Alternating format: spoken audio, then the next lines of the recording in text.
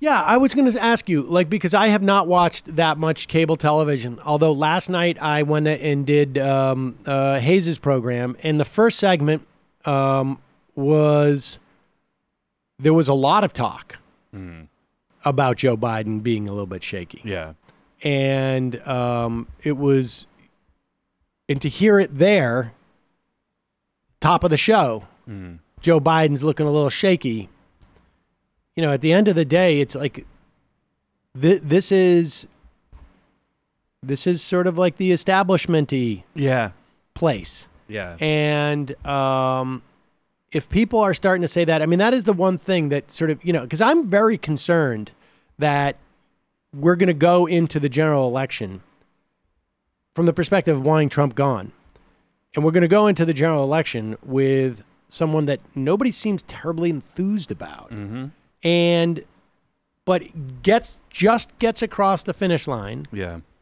And then turns out to be like, you know, there because of like a projection of who he was 5 or 6 years ago. Yeah. Yeah. Like the worst case scenario in my mind is, or the second worst case scenario in my mind is Joe Biden as the nominee. The worst case scenario in my mind is a lame Joe Biden. Yeah, like a diminished Joe Biden. Exactly. Yeah, and here is a moment where, this is a compilation of him getting beat up by people. And like you said, I think this is what Warren and Sanders probably wanted, was like other people to do this so that they... To be the Chris Christie. That's how I was talking about it with someone else. Well, I think at some level, right. Bill de Blasio was going to do that. Bill de Blasio was supposed to be the Chris Christie. But he didn't quite get there. He started strong. Yeah, I mean, yeah. He didn't bring up that meeting more than once, which was a big mistake. Yeah. But he did bring up TPP. Yep. And we'll talk about that in a moment, because I think that was actually, I think he did exactly what he was supposed to do with TPP. Yeah. Unfortunately, Vice President Biden, you're just simply inaccurate. Mr. Vice President, there's a saying in my community, you're dipping into the Kool-Aid and you don't even know the flavor. Mr. Vice President, you want to be president of the United States, you need to be able to answer the tough questions. I guarantee you, if you're debating Donald Trump, he's not going to let you off the hook. Senator Biden, your plan will keep and allow insurance companies to remain with status quo, doing business as usual. Mr. Vice President, your argument is not with me, it's with science. And unfortunately, your plan is just too late. The science tells us we have to get off coal in 10 years. Yes. Your plan does not do that.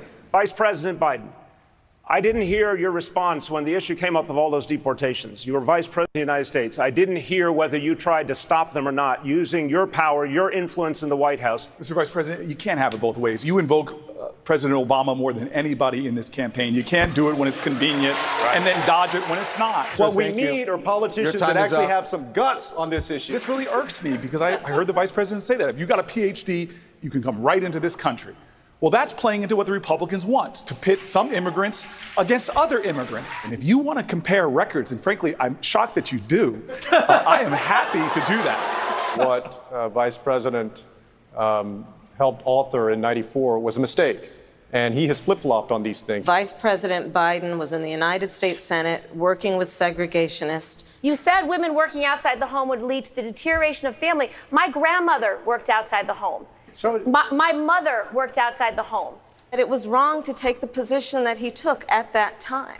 Mr. Vice President, it looks like one of us has learned the lessons of the past and one of us hasn't. There are people right now in prison for life for drug offenses because you stood up and used that tough on crime, phony rhetoric that got a lot of people elected, but destroyed communities like mine. All of the problems that he is talking about, that he created, I actually led the bill that got passed into law that reverses the damage. On the Hyde Amendment, Vice President, where you made a decision for years to withhold resources to poor women to have access to reproductive health care, and including women who were the victims of rape and incest. You didn't answer my question. What did you mean when you said, when a woman works outside the home, it's resulting in, quote, the deterioration of family. No, and that we are avoiding, these are quotes, it was the title of the op-ed. You do nothing to hold the insurance companies to task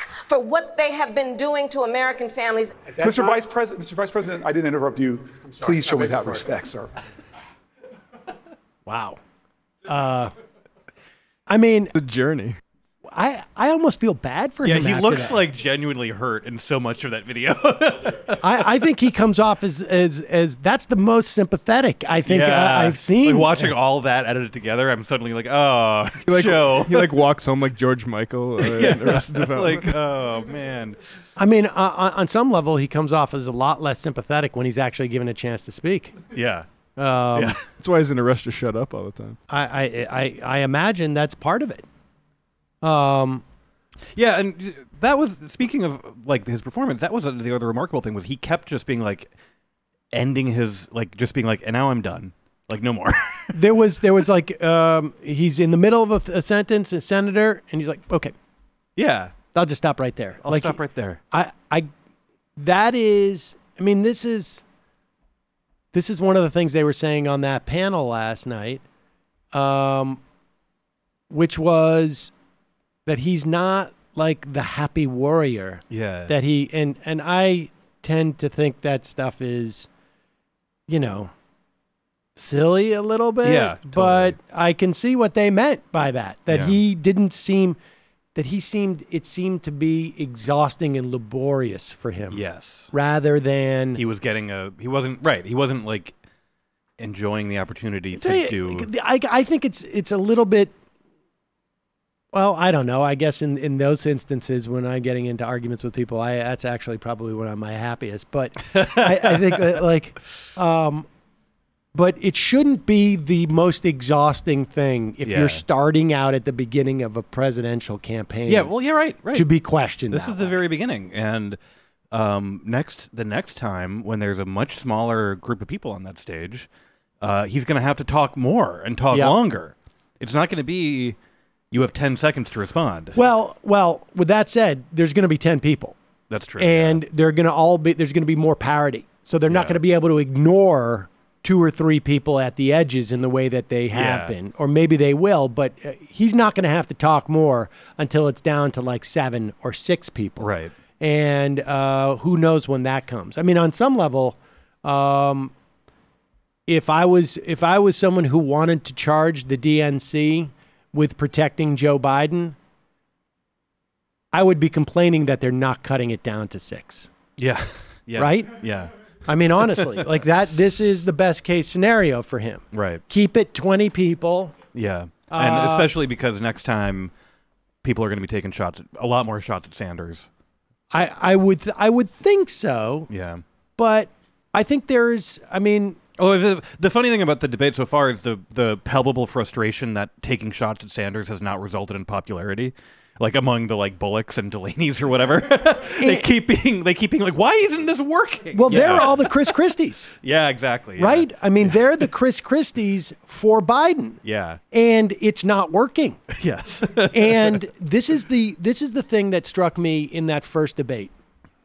And I think it's the case of really the two of them combined. The progressives are ascendant. Mm-hmm. Like, I mean, do you remember a debate? No. That was like what Sanders and Warren were saying. Obviously, they say it. Their ideas are much more formed, and they're much more tested in a way. Mm-hmm. Tested insofar as like they've been attacked for quite a while and taken seriously. Mm-hmm. But those are the two who you usually see on the end. That's what's incredible to me, is that watching that the first night was that the Kucinich on stage was the moderate white guy. Exactly. Like, that was the Kucinich. Exactly. Was the guy who kept being like, I'm the mainstream centrist. Right. Who's that kook on the end? Who's that complete nut? Sticking up for the private market. Honestly. Like, have you had that sensation in your entire adult life? No. I mean, period? I mean, I don't know what you were doing as a kid watching. Yeah, right. I mean, I was watching the debates. I was too, but I wasn't quite as savvy. Yeah. That to me, I